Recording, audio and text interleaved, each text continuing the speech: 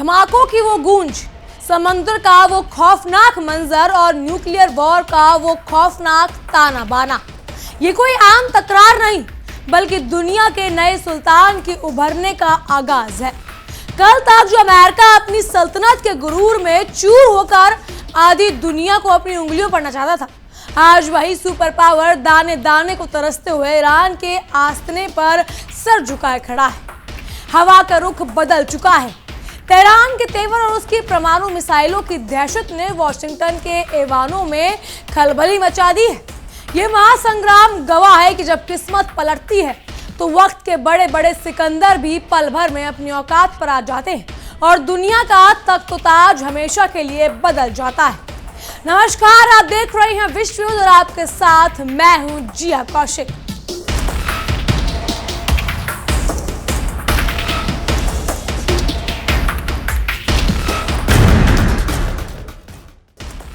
क्या दुनिया सच में तीसरे विश्व युद्ध की कगार पर खड़ी है और परमाणु महाविनाश का वो बटन दबने वाला है जिसने पूरी इंसानियत को राख किया हुआ है? जी हाँ, दहकते हुए हॉर्मुज़ जलडमरू मध्य से जो खबरें आ रही हैं वो दिल दिला देने वाली हैं, क्योंकि अब पानी सर से ऊपर जा चुका है। महाशक्ति होने का ढोंग करने वाला अमेरिका इस वक्त घुटनों पर है और ईरान ने अपनी परमाणु सल्तनत की ऐसी धाक जमाई है कि वॉशिंगटन के हुक्मरानों के पसीने छूट रहे हैं। आसमान में मंडराते मौत के दूत यानी परमाणु ड्रोन और समुद्र की लहरों पर तैरती बारूद की गंध चीख चीख कर कह रही है कि सुपर पावर का ताज अब बदल चुका है और अमेरिका की दादागिरी का अंत बेहद करीब है। ओमान के तटीय इलाके में जो कुछ भी हुआ उसने पूरी दुनिया की सांसें रोक दी, क्योंकि वहां एक बड़े कार्गो जहाज को सीधे तौर पर निशाना बनाया गया। जैसे ईरान ने खुली चेतावनी दी कि बिना उसकी मर्जी के समुद्र में पत्ता भी नहीं हिलेगा, उसके ठीक कुछ घंटे बाद एक जोरदार धमाका हुआ और एक मालवाहक जहाज मलबे में तब्दील होने से बाल बाल बचा। United kingdom maritime trade operations तबाही का मंजर देखकर कांप उठा है और पूरी दुनिया में हाहाकार मच गया है। ये सिर्फ एक हमला नहीं है बल्कि ईरान की तरफ से अमेरिका के मुंह पर उतरा तमाचा है, जिसने साबित कर दिया कि असली बादशाह कौन है। लोग सोच रहे थे कि शायद दोनों देश के बीच बातचीत की बात आगे बढ़ रही है, लेकिन सांप को दूध पिलाने से उसकी फितरत नहीं बदलती और यहाँ तो ईरान खुद अपनी परमाणु शक्ति के दम पर पूरी दुनिया को नचा रहा है। अंतर्राष्ट्रीय समुद्री संगठन ने डर के मारे हाथ खड़े कर दिए हैं और 11,000 से ज्यादा नाविकों को रेस्क्यू ऑपरेशन बीच में ही ठप कर दिया गया।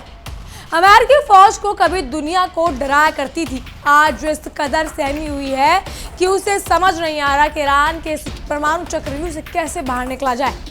चारों तरफ परमाणु मिसाइलों के सायरन गूंज रही हैं और ऐसा लगता है कि बस एक गलत कदम और पूरी धरती पर परमाणु सर्दियों की काली रात छा जाएगी।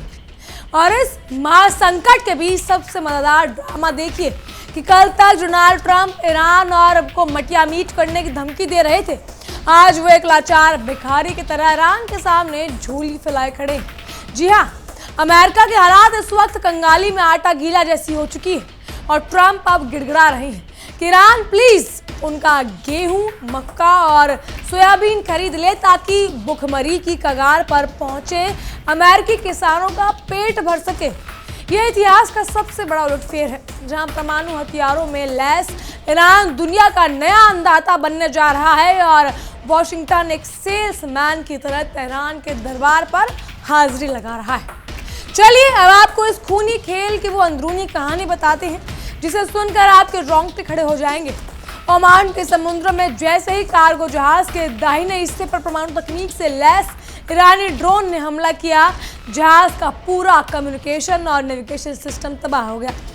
अमेरिकी खुफिया एजेंसियों ने दो बड़े अधिकारियों में दबी जुबान से रॉयटर्स से कबूल किया है कि ये हमला सीधा ईरान की तरफ से था और ये सिर्फ एक झांकी थी, असली फिल्म तो अभी बाकी है। ईरान ने साफ कर दिया कि अगर उसकी सीमा ने या तो उसके तय किए गए रास्तों के बाहर कोई भी जहाज भटकेगा तो सीधे समुद्र की गहराइयों में ही उसे दफन कर दिया जाएगा।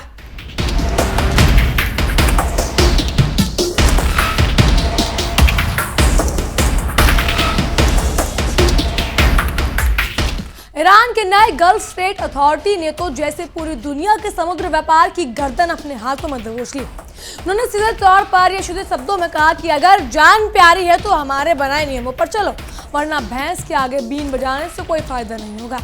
अगर कोई जहाज बिना मंजूरी के गुजरता है तो उसकी सुरक्षा और उसके अरबों रुपयों के बीमे की जिम्मेदारी सिर्फ और सिर्फ उसके मालिक की होगी, क्योंकि ईरान ने पूरे इलाके में ऐसी अंडर वाटर परमाणु माइंस बिछा दी हैं जो एक झटके में पूरी नौसैनिक बेड़ों को हवा में उड़ा सकती है। अमेरिका इस चेतावनी से इतना डर गया कि उसके जंगी जहाज भी अब हॉर्मुज स्ट्रेट में दाखिल होने से कतरा रहे हैं।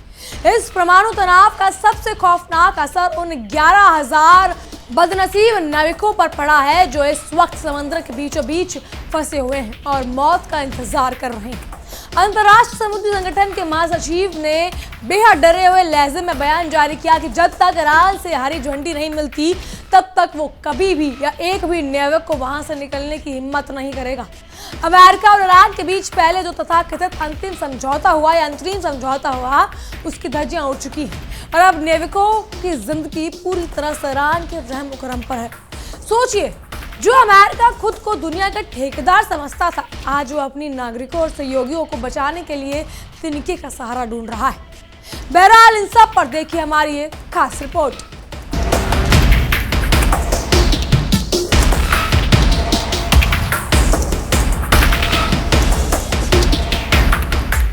इसके बाद में अब ईरान को कोई भी झुकाने की कोशिश नहीं कर सकता।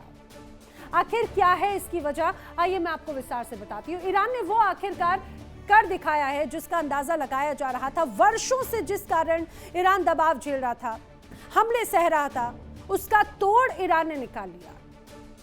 दावा किया जा रहा है कि ईरान ने आखिरकार वो काम कर ही दिया जिसके लिए उसने प्रण लिया था। ईरान का कमिटमेंट था कि जब तक वो खास काम नहीं कर लेता, अपने सुप्रीम लीडर को सुपुर्द खाक नहीं करेगा, यानी अली खामनेई की सुपुर्द खाक वो नहीं किया जाएगा। आखिरकार ईरान ने वो कर दिखाया, जिसके बाद अब अपने सुप्रीम लीडर की आत्मा को शांति ईरान देता है। आखिर ऐसा क्या काम है, बताएंगे आपको एक एक करके। दावा किया जा रहा है कि ईरान ने जंग और सीज फायर के बीच में परमाणु हथियार बना लिया है। जी हाँ, बिल्कुल आप सही सुन रहे हैं।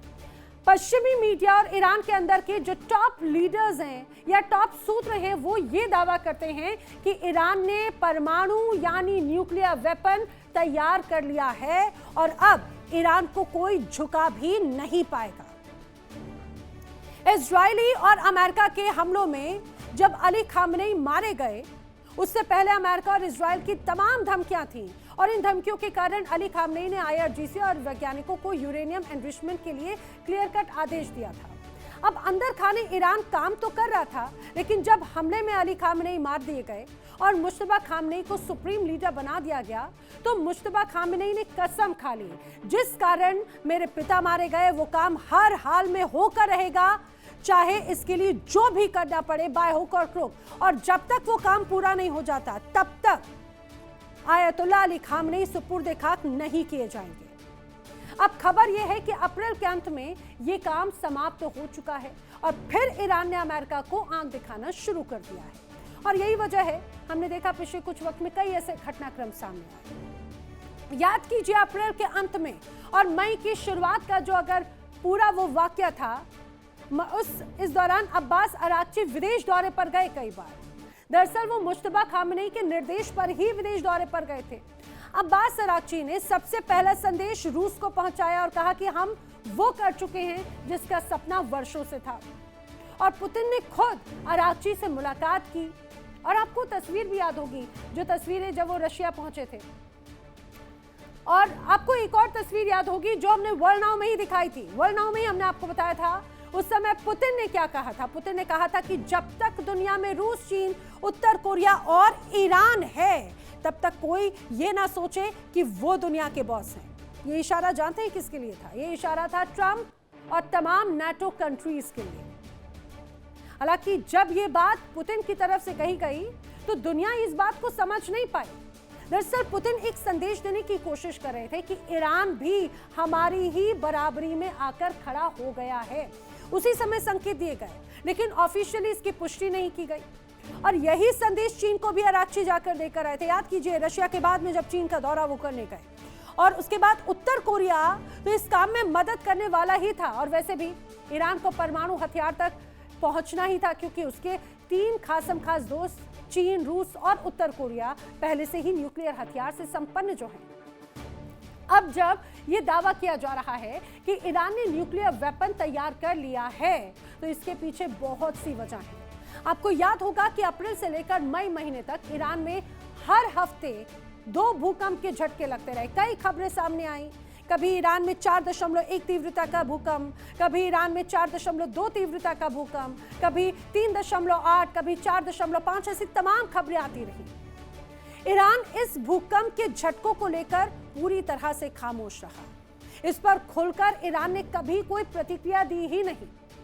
दरअसल वो जो भूकंप के झटके आ रहे थे, जानकार कहते हैं वही वो न्यूक्लियर टेस्ट थे जो लगातार ईरान की तरफ से किए जा रहे थे। अब जंग के बीच में आखिरकार करीब 10 बार से ज्यादा ईरान में धरती क्यों कांपी है, वो आइए आपको एक एक करके बताऊंगी। 1 मार्च 2026 से 15 जून 2026 के बीच ईरान में कितनी बार धरती कांपी है, वो जरा जान लीजिए। ईरान में बार बार जो कंपन महसूस की गई, तारीख के अनुसार जब आप जानेंगे तो समझ पाएंगे। देखिए, अगर मैं तारीख की बात करूं तो 1 मार्च को जगह थी मस्जिद सुलेमान इलाका। यहाँ पे 4.3 से 4.4 तीव्रता के भूकंप दर्ज किए गए। उसके 5 दिनों के बाद 6 मार्च का वक्त था जब अहफाज के पूर्व इलाके में 4 की तीव्रता का एक तरह से भूकंप आया। और उसके कुछ दिनों के बाद 14 मार्च की जगह उसी जगह पर अहवाज की जो जगह थी, हालांकि इस बार उत्तर का इलाका था, उस जगह पर 4.3 तीव्रता का भूकंप दर्ज किया गया। अगले ही दिन मस्जिद सुलेमान के उत्तर पूर्व में 15 मार्च को 4.4 तीव्रता का भूकंप दर्ज किया गया। और उसके कुछ दिनों के बाद अहफाज के उत्तर दिशा की तरफ एक बार फिर से 4.4 तीव्रता का भूकंप दर्ज किया गया।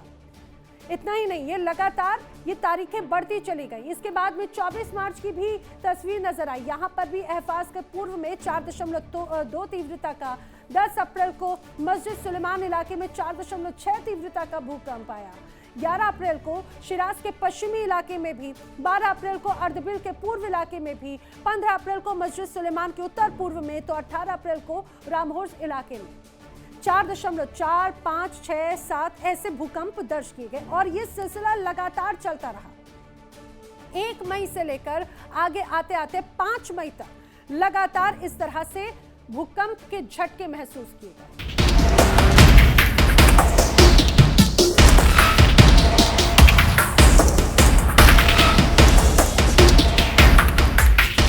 उधर अमेरिका के विदेश मंत्री मार्को रूबियो की हालात तो धोबी का कुत्ता ना घर का ना घाट तक जैसी हो गई, जो इस वक्त खाड़ी देशों के चक्कर काट रही है। रूबियो हर देश के तहत या हर देश को दरवाजे पर जाकर भीख मांग रही हैं कि किसी तरह ईरान के साथ हुए इस अंतरिम समझौते को बचा लिया जाए, जो अब पूरी तरह दम तोड़ चुका है। लेकिन खाड़ी देश भी भांप चुके हैं कि हवा का रुख किधर है। वो जानते हैं कि अमेरिका का सूरज डूब रहा है और ईरान का परमाणु सूरज पूरी तरह चमक रहा है। इसीलिए कोई भी देश अब अमेरिका के डूबते जहाज में सवार होने को तैयार नहीं है और रूबियो का ये दौर पूरी तरह फ्लॉप साबित हो रहा है। अब बात करते हैं व्हाइट हाउस के उस ड्रामे की जिसने अमेरिका की बची कुची इज्जत का भी कचरा कर दिया है। डोनाल्ड ट्रंप ने पत्रकारों के सामने आकर जो बयान दिया, उसे सुनकर ऐसा लग रहा है कि कोई लाचार व्यापारी अपनी दिवालिया हो चुकी दुकान को बचाने के लिए आखिरी पैंतरा चला रहा है। ट्रंप ने कहा कि ईरान के जो 12 अरब डॉलर अमेरिका में फ्रीज कर रखे हैं, अमेरिका वो पैसे ईरान को लौटाने के लिए तैयार है, बशर्ते ईरान उस पैसों से अमेरिकी किसानों का गेहूं, सोयाबीन और मक्का खरीदे। ट्रंप का यह बयान साफ दिखाता है कि चीन के साथ ट्रेड वॉर में मात खाने के बाद अमेरिका के पास अब अपने किसानों को पालने के लिए भी फूटी कौड़ी भी नहीं बची और वो ईरान के टुकड़ों पर पलने को मजबूर हो चुके हैं। इसे कहते हैं वक्त का पहिया घूमना। जिस ईरान को मटिया मेट करने वाले थे, आज उसी के रहमो पर मजबूर हो चुके हैं अमेरिकी किसान। अब अमेरिका चाहता है कि ये सारा पैसा एक ऐसे एस्क्रो अकाउंट में रखा जाए जिसकी चाबी वॉशिंगटन के पास हो, ताकि ईरान सिर्फ वही खरीदे जो अमेरिका बेचना चाहता है। अमेरिकी उपराष्ट्रपति जेडी वेंस भी इस भीख मांगने की रेस में कूद पड़े हैं और कह रही है कि इस डील से अमेरिकी किसानों का भला होगा और ईरान के लाखों लोगों को खाना मिलेगा। लेकिन वो शायद भूल गए कि गीदड़ की जब मौत आती है तो वो शहर की तरफ भागता है। और अमेरिका इस वक्त ईरान के परमाणु गुस्से को न्योता दे रहा है। अमेरिका सोच रहा है कि वो अपनी शर्तें थोप कर ईरान को काबू कर लेगा, लेकिन ईरान ने जो पलट कर जवाब दिया है या पलटवार करा है, उसने ट्रंप के होश उड़ा दिए। कुछ दिन पहले इसी ट्रंप ने शेखी भगाड़ते हुए कहा था कि अगर ईरान ने उनकी बात नहीं मानी तो अमेरिका फिर से ईरान पर बमबारी शुरू कर देगा। लेकिन आज जब ईरान ने अपनी न्यूक्लियर मिसाइलों के साइलो खोल दिए हैं तो ट्रंप को वो सारी हेकड़ी गायब होती नजर आ रही है। अब ट्रंप को समझ आ चुका है कि ईरान पर बम गिराने का मतलब होगा वॉशिंगटन, न्यूयॉर्क और पूरे अमेरिका का पूरी तरह नक्शे से मिटा देना। ईरान के पास वो खतरनाक परमाणु क्षमता है कि पलक झपकते ही अमेरिका के घमंड को राख में मिला सकती है। और यही वजह है कि ट्रंप अब बमबारी की बात भूल कर भी या अनजान भी मिनटों में भी नहीं कर रही। अब ईरान विदेश मंत्रालय के प्रवक्ता इस्माइल बगाई ने अमेरिका को उसकी औकात याद दिलाते हुए जो करारा तमाचा दिया है, उसने पूरी दुनिया में तहलका मचा दिया है। बगाई ने साफ कर दिया है कि हमारी जमी हुई संपत्ति पर फैसले करने का हक सिर्फ और सिर्फ तेहरान का है और अमेरिका अपनी शर्तें डिएक्ट या डिटेक्ट करने की हिमाकत नहीं कर सकता। ईरान अपनी मर्जी से तय करेगा कि उसे किस देश से सामान खरीदना है और किसकी क्वालिटी बेहतर है। ये किसी अमेरिकी पाबंदी या दबाव के आगे झुकने वाला नहीं। इस बयान ने ट्रंप प्रशासन के मुंह पर ऐसा करारा तमाचा मारा है जिसकी गूंज पूरे पेंटागन में सुनाई दे रही। इस पूरे घटनाक्रम ने साफ कर दिया है कि वैश्विक राजनीति का पासा पूरी तरह पलट चुका है और जो अमेरिका कभी पाबंदियां लगाकर देशों को बर्बाद करता था, आज वो खुद पाबंदियों की जाल में फंसकर तड़प रहा है। अमेरिकी अर्थव्यवस्था खोखली हो चुकी है। जी हाँ, अमेरिकी अर्थव्यवस्था खोखली हो चुकी है। उनके गोदामों में अनाज सड़ रहा है। अगर ईरान ने उनका ये अनाज नहीं खरीदा तो अमेरिका के भीतर एक और बड़ा गृह युद्ध छिड़ जाएगा। दूसरी तरफ ईरान एक सच्चे वैश्विक डीलर की तरह खड़ा है जो न सिर्फ अपने समुद्री रास्तों को रक्षा कर रहा है बल्कि अमेरिका जैसी बड़ी ताकतों को अपनी उंगलियों पर भी नचा रहा है। परमाणु युद्ध के इस मुहाने पर खड़े होकर अब ये साफ हो गया है कि दोनों देशों के बीच ये जंग सिर्फ मिसाइलों की नहीं बल्कि वजूद की जंग बन चुकी है। ईरान ने अपनी संप्रभुता और परमाणु शक्ति का एक ऐसा प्रदर्शन दिया है कि दुनिया के बाकी देशों ने भी अभी अमेरिका को छोड़कर ईरान के पाले में आने पर मजबूर हो गए। हॉर्मुज़ स्ट्रेट से लेकर ओमान के तट तक हर तरफ सिर्फ और सिर्फ ईरान की सल्तनत का डंका बज रहा है। अमेरिका की हर चाल, हर साजिश और उसका हर एक प्रतिबंध ईरान की फौलादी इरादों के सामने ताश के पत्तों की तरफ बिखर गया। दोस्तों, अब खेल सिर्फ पूरी तरह से अमेरिका या आखिरी मोड़ पर आ चुका है। जहाँ एक तरफ अपनी परमाणु शक्ति के चरम पर बैठा सर्वोच्च ईरान है तो दूसरी तरफ दाने दाने को तरसता और अपनी इज्जत बचाने के लिए गिड़गिड़ाता भिखारी अमेरिका है। इतिहास गवाह है कि जब किसी ने अपनी ताकत के नशे में चूर होकर मजलूमों को दबाने की कोशिश करी है, उसका अंत ऐसा ही खौफनाक हुआ है। अब देखना यह होगा कि क्या डोनाल्ड ट्रंप अपनी बची कुची समझदारी का इस्तेमाल करके ईरान के सामने पूरी तरह आत्मसमर्पण करते हैं या फिर अपने झूठे अहंकार में आकर पूरी दुनिया को परमाणु मलबे की ओर धकेल देते हैं। आपको क्या लगता है और आपकी क्या राय है, हमें कमेंट के जरिए जरूर बताइएगा। फिलहाल के लिए इतना ही। तमाम खबरों के लिए बने रहिए इंडिया डेली के साथ और देखते रहिए हमारी खास पेशकश विश्व युद्ध।